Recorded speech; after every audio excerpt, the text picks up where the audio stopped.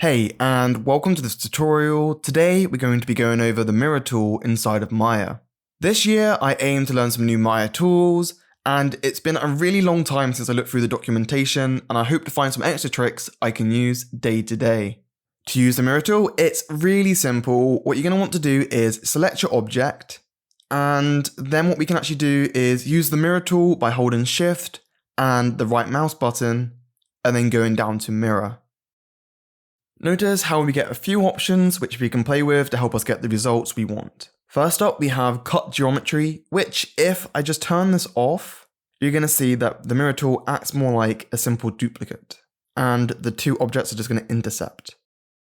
Turning this back on, see how it works more like a crop and kind of fuses our meshes together. And this is usually the way we want the tool to act. Next up, we have the axis position. By default, it's set to world, and there's actually three options: bounding box, object, and world. And each of these define where we want to place the plane of the mirror. I usually like to set it to bounding box, as that's going to take into account the object size and works better no matter where the mesh is positioned in world space. Moving on, we have offset, which we can either change with this input box here, or kind of more dynamically, we can update with the manipulator out here, like so. An important setting is the mirror axis. This allows us to define which axis we want to mirror along. As you can see, currently it's set incorrectly. Changing this setting fixes that.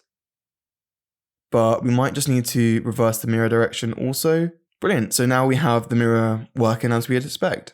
By default, the border settings is set to merge, which is going to weld any touch inverts, etc., and it is often the way we want this tool to behave. We can, of course, though, set this to not happen by choosing do not merge borders.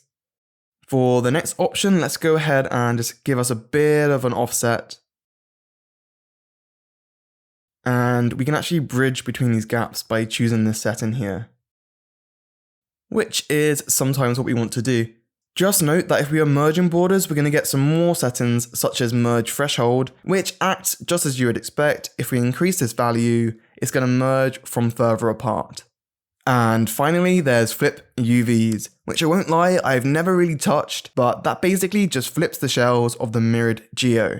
The mirror tool is super handy, and I have no doubt you're going to use it lots as you model in Maya. If you would like to follow along, the Maya files are available through the VFX Fuel membership on my Gumroad. Joining the membership not only gives you access to some cool perks, but it also helps the channel out too. Well, thanks for watching. I hope you found this tutorial helpful. If you did, hit the like and subscribe buttons, come chat with me on the Discord, and I'll see you in the next video.